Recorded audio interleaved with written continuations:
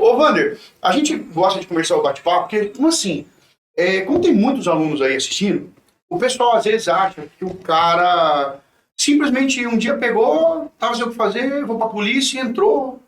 Ou o cara tem um padrinho, ou o cara tem alguém lá, parente. Como é que foi a história sua com a polícia? Quando que começou isso aí, cara? Cara, primeiro, acho que essas histórias aí que o pessoal fala são lendas urbanas, né, cara? Porque isso aí não existe. E o cara, quando já sai querendo um caminho mais fácil, ele tá fadado ao fracasso, né? Não existe isso. Eu costumo dizer que o fácil não cabe a nós, né? E sempre foi assim. Nunca foi fácil e nunca será. Bom, tudo acaba sendo ligado ao mundo do tiro mesmo, né? Eu comecei na prática do tiro com a carabina de pressão aos 10 anos de idade e cresci basicamente ali dos 10 aos 18 anos atirando de carabina de pressão como hobby e tal, em uma modalidade oficial, até porque naquela época, né, embora não faça tanto tempo assim, que eu tinha 18 anos. Você tinha campeonato de carabina de pressão? Então, aí que tá, não tinha. Então a gente treinava recreativamente, né? Tinha grupos de amigos. Montava os campeonatinhos lá. Montava, fazia lá, brincava, na verdade, de carabina de pressão. O importante é que isso acaba dando uma base de mira, empunhadura, noção de gatilho, enquadramento, né? E sempre gostei de arma de fogo. E era uma época também que não era tão restrito, não era tão discriminado como é hoje. Então, meus tios tinham armas de fogo registradas, tinham porte de arma, então a gente já via como que era, já tinha contato. E eu queria ter, né, ter arma, poder ter contato, eu queria praticar tiro, não sabia onde direito, não existia naquela época, a gente não tinha acesso. Uhum. E aí surgiu a ideia de eu entrar para a polícia, né? Então já era algo que eu queria desde pequeno, desde a adolescência, já pensava nisso daí. E quando eu resolvi que eu ia realmente entrar na polícia, já estava aí em torno dos 20 anos, né? Onde eu comecei a me dedicar para entrar na polícia, né? E aí tem um fato muito interessante que eu digo para todo mundo, cara, quando eu vejo assim, pô, eu quero prestar um concurso, seja para polícia ou não seja para polícia, mas é difícil, mas tem que estudar, mais isso, mais aquilo, são aquelas objeções, né? São aquelas dificuldades que, na verdade, são inerentes à vida. As dificuldades são inerentes ao nosso dia a dia. Exatamente. Então, a gente nós não podemos deixar que elas sejam mais fortes do que realmente são. Você teve dificuldades no concurso, Wander? Se eu tive dificuldade? É. Não, eu só tive dificuldade, né? Ou foi lá, fez a prova e Não, de casa? imagina se fosse assim, fazer a prova, fazer de A casa. história fodida, Cara, contou um dia pra eu mim. vou te falar o seguinte, cara. Passou. Eu trabalhava em serviços braçais, assim, né? Eu era da arte marcial, era do Kung Fu. E, aliás, aí um grande abraço pro mestre Benê do Kung Fu, né? Que voltamos a ter contato depois de tanto tempo. E ali de Taubaté. Então, eu era do Kung Fu, dava umas aulinhas de Kung Fu e tal, e cresci assim. Infelizmente, parei de estudar na época para me dedicar à arte marcial, não, né? Acabou passando, o tempo acabou passando. Quando eu vi na situação que eu queria, daquele sonho antigo de entrar para a polícia, eu não tinha nem o primeiro grau completo. Eu tinha o quê? Eu tinha a sexta série completa e tinha largado para tentar me dedicar às artes marciais. E relativamente difícil, né? Como é em todos os segmentos e como é para todo mundo, mas eu não consegui me encontrar, não consegui sobreviver disso daí. Então, quando voltou aquela ideia de, pô, eu queria, né, queria ser polícia e tal, tinha um grande amigo que já era policial civil, Neymar, na época era papiloscopista, e eu falei, pô, eu quero ser polícia, só que daí tem um detalhe, pô, você não tem nem o primeiro grau completo, meu irmão, como é que você vai ser polícia, né? Tem um concurso concorrido, na época a carreira era segundo grau, né, você tinha que fazer, eu falei, bom, demorou então, vou fazer, ué. Se eu não tenho, tem que ter, vamos buscar. E aí começa a saga, né, uma verdadeira saga. E eu que fazia serviços de pintura, ajudava lá, já fui camelô, já fiz serviço de pintura, já tive carrinho de cachorro-quente, teve uma época que eu vendia até flor artificial para decoração. Putz, cara, já fiz tanta coisa, né? E aí falei, bom, então vou começar a estudar nessa mesma condição. Tinha duas filhas pequenas na época, né? Uma filha, outra veio depois, pequena, aquela dificuldade toda. Falei, bom, vou estudar, vou ter que fazer um supletivo. E aí me matriculei no supletivo aqui na cidade de São José dos Campos, ali na Vila Cristina, né?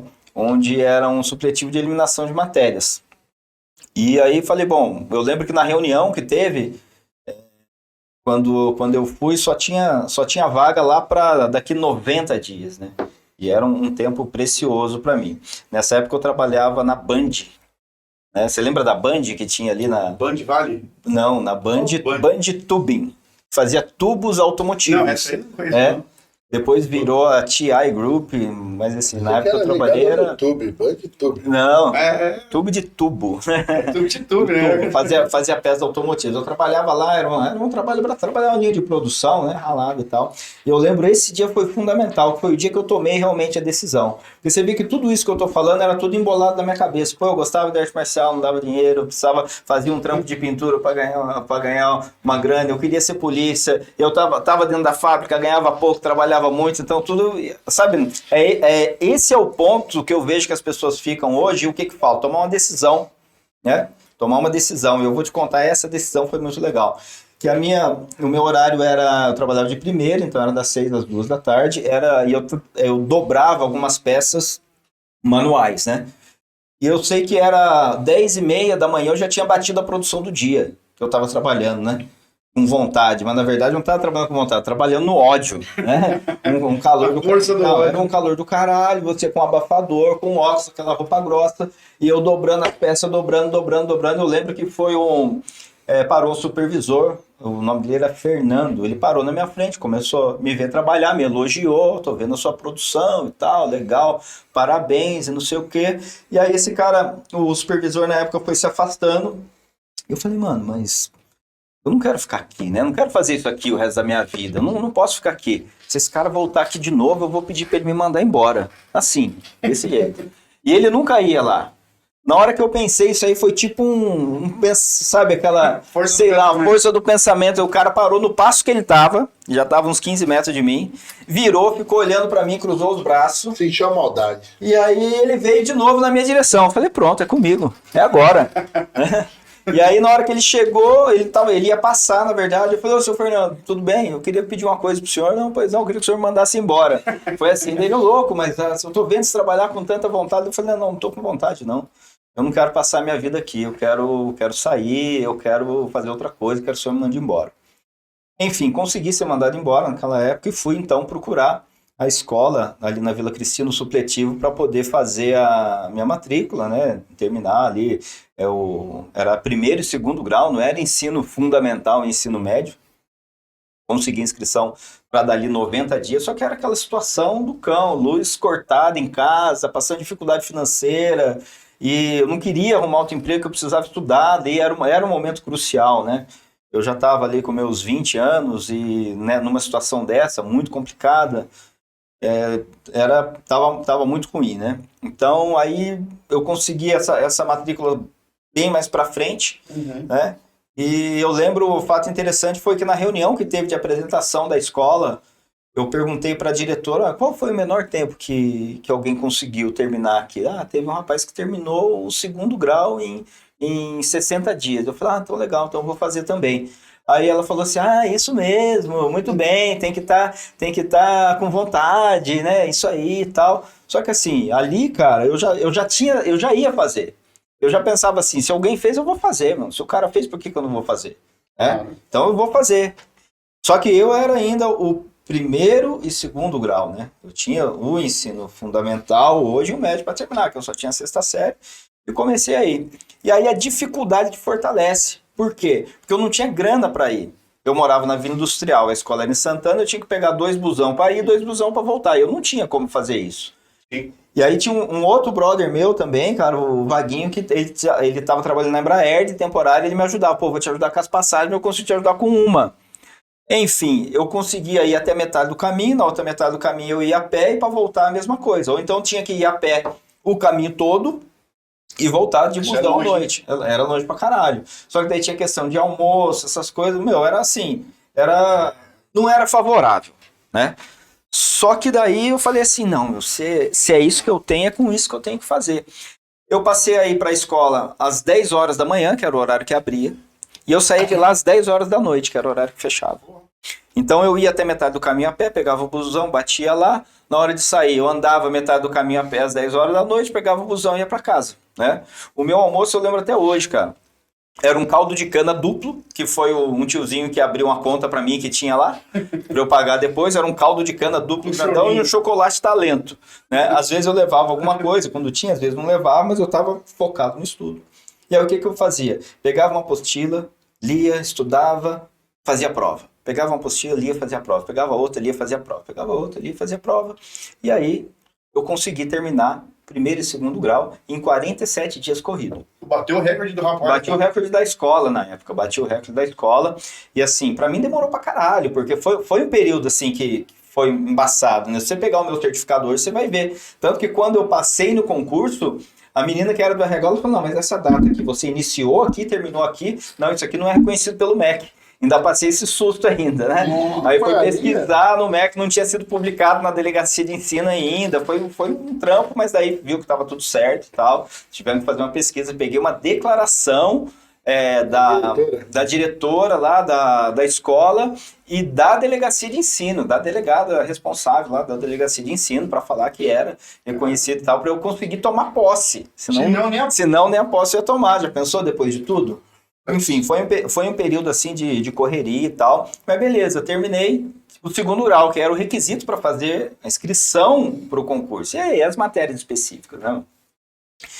E aí falei, bom, agora tem que começar a estudar as matérias. E aí juntei tudo que eu tinha de matéria, peguei os colegas, o Neymar, que já tinha estudado, me passou um monte de coisa, me dava algumas aulas particulares. Neymar é o delegado hoje. O Neymar não? Não, o Neymar, hoje ele é investigador. Ele era papiloscopista, pediu exoneração, depois voltou para o pessoal do concurso e entrou como investigador. Aí é um antigão. O Neymar me ajudou muito, o Vaguinho também, cada um ali, ainda bem tinha os amigos ali, auxiliaram bastante para poder estudar, para tirar as dúvidas e tal. E aí eu comecei a estudar para o concurso, né? Na época caía português, matemática, história do Brasil e geografia do Brasil. Né? Era isso, era essa. Não tinha nem informática. Não tinha nem informática. Bom, hein? E eu, cara, matemática, uma negação, né? Não sabia nada, não que eu saiba, né? Tanta coisa. Tinha matemática, né? Então, tinha matemática, só que vai vendo. Tinha matemática, eu comecei a estudar, reunia a minha equipe ali, né? O Vaguinho, o Neymar, falou, mano, não sei nada de matemática, vou perder muito tempo aqui, né? Então os caras, não, nós vamos fazer o seguinte, a estratégia é tal, porque matemática no último caiu 5 questões. Então você vai estudar geografia do Brasil, história do Brasil, português, que português é fudido, que português cai tudo detalhado, é uma prova difícil, vamos concentrar aqui, e quando faltar 15 dias para a prova, esquece tudo, vai ser só na matemática e vamos ver o que dá. Falei, beleza, traçamos a estratégia e começamos. Eu fiquei, cara, assim, eu lembro que eu não vi um inverno. Eu não vi um inverno, que as pessoas falam, pô, esse inverno foi foda, então eu não vi, por quê? Porque eu não saí de dentro de casa. Né? E assim, eu tava numa situação desconfortável dentro de casa e eu troquei o dia pela noite. Então eu dormia durante o dia e estudava durante a noite, mas eu estudava assim 14 horas por dia, 16 horas por dia, o tempo todo. Eu tô vendo seus papelzinhos colados na parede aqui. O meu quarto era duas paredes de regra de português, uma parede de história, outra parede de geografia e os baratos espalhados pelo quarto e tal. E ali, esse foi o meu mundo durante mais ou menos ali 6 meses que eu fiquei estudando. E aí saiu o edital. Quando saiu o edital, mano, saiu lá português, história do Brasil, geografia do Brasil, não saiu matemática. Putz, cara. Acredito, o concurso do ano 2000 não saiu matemática. Eu falei, bom, isso aí é um chamado, é pra mim, né? Não tem como eu não entrar, eu vou entrar nessa parada, vou entrar. Foi essa? Daí eu lembro que eu meti uma cartolina, peguei uma cartolina, coloquei assim, era 60 vagas que vinha pra cá, coloquei investigador de polícia, 59 vagas. Colei na frente da minha mesa, continuei estudando, e aí veio a prova. E, eu lembro que o Vaguinho, cara, esse camarada meu, sempre foi estudioso, até hoje, estudo pra caralho e tal, cara, bitolado, não sei o quê, e me ajudava, ele tirava minhas dúvidas ali. Então, quando nós fomos pro concurso, ele foi fazer também, daí eu falei, bom, eu vou conferir o meu gabarito no gabarito do Vaguinho, né, porque ele certeza que vai passar. E aí fizemos uma prova, eu acho que eu fiz a prova relativamente rápido, assim, saí e falei, ei, Vaguinho, deixa eu ver. E o Vaguinho tudo errado, eu olhei e falei, nossa, me fudi, não passei. Vaguinho passou, não passei e tal, e já era. Puta, aí foi aquele, né, Foi foda pra caralho. Falei, pô, tudo isso tem, mas não posso desistir, vou começar de novo. E assim foi. Aí voltei, fui fazendo os bicos, fui trampando. Não tinha internet, né, cara? Não tinha, pô, celular, internet, pá. Eu não tinha Era contato. jornal, né? Era Já jornal, na escola. diário oficial, não tinha nem telefone lá em casa, não tinha nada.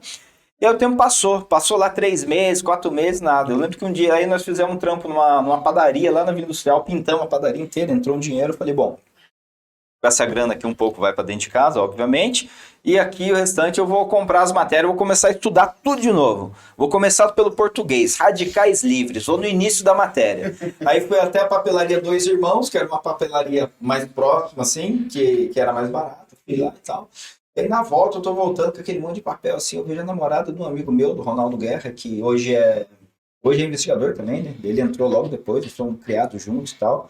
A mãe batizou ele e nós somos, puta, muita história. E aí eu vejo ela, eu tô chegando na rua de casa, eu vejo ela, e ele morava na esquina, tinha uma casa e a minha.